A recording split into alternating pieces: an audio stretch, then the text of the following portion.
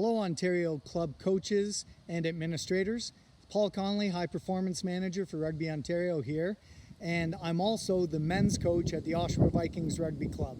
I'd like to take you through the Vikings Club to show you how Johnny Watkins and Lisa Watkins have led the board and a number of club members in their preparation for getting Oshawa back ready for return to play.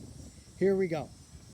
When players arrive to Vikings, they will come through one entrance point. The men and boys will train on the half of the field closest to the clubhouse, and this will be their parking area.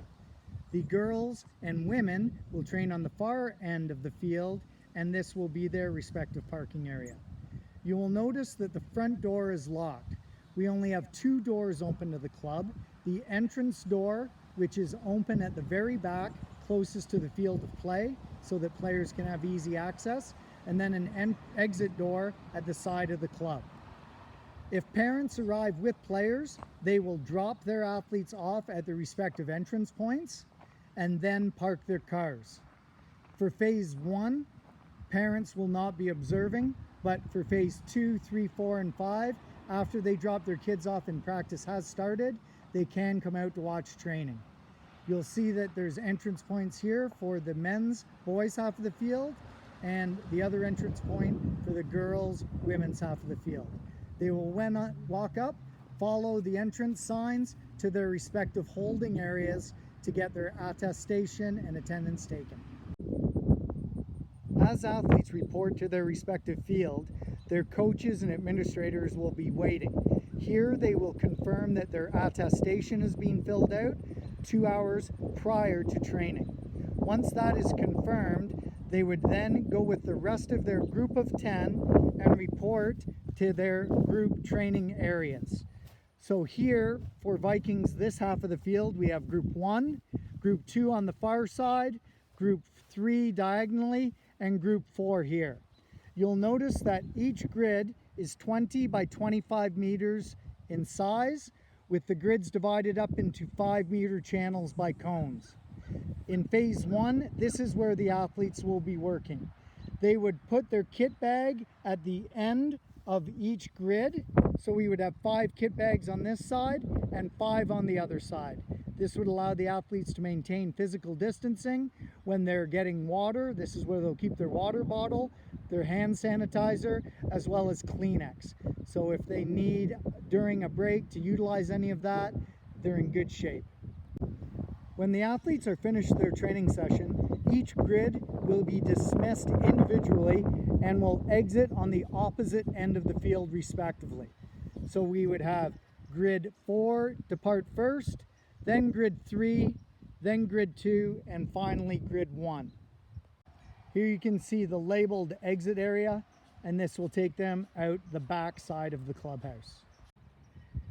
While we will be using these grids for phase 1 exclusively, once we go to phase 2, we would still report to these groupings and do core skill development in these small groups.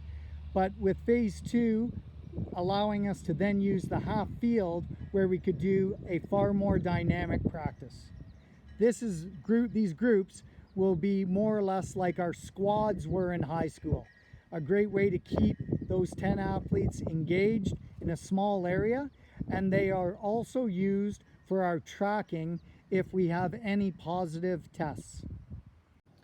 As I mentioned earlier, we have the front door to the rugby club locked. There are only 2 doors that are open to the club. Here you'll see the entrance at the back of the club. If an athlete needs to use the washroom at any time, and we are stressing to them that this should only be in an emergency situation, they will enter through this door. At the door, we have outlined the rules that they need to follow. Also that a face covering or mask must be worn as soon as they enter the building. And then we have our hand sanitizer to be used on entrance. As we walk into the building, you'll see that we have all other doors locked. The athletes will walk through the clubhouse, and then we have the washroom facilities, men's and women's, on the inside. When they come out, they'll have washed their hands inside, but again, we will have hand sanitizer here so that as they walk through, they can reapply. And notice again, as they come through the clubhouse, masks must be on, physical distancing maintained, and at no time can we have more than 6 people in the club room. So this more applies to when we do allow parents to come watch training. As you'll see, we enter the clubhouse.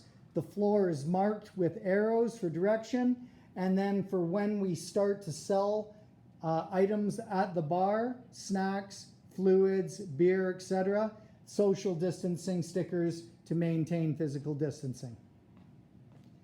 The athletes then go through and exit through the club and back out onto the field.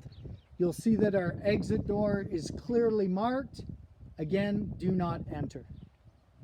And the athletes would come back onto the grass and then re-enter their respective fields of play, Field 1 and Field 2. Now for Phase 1 training, we are not allowing any spectators into the training area, so parents will have to wait in the parking lot until training is over. Once we go to Phase 2, however, of our training, we will allow spectators at training. What Johnny and Lisa have hooked up for the club is an app that they've picked up from New Zealand, which very simply the parents come forward and take a picture with their phone, and when they press on it, it brings up their information which they need to fill out.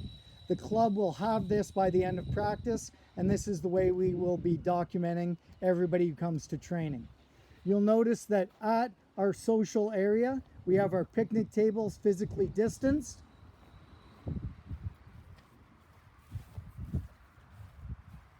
And we also have areas all around the field where parents can go. The bleachers themselves will be out of bounds, as that's where the coaches will be registering athletes on arrival. I hope this video has been of some help in you getting back to return to play.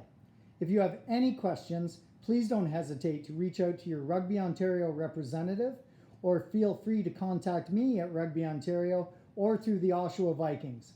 We'd be more than happy to help you get your club back out onto the field again. Can't wait to see everybody back to rugby. Here we go.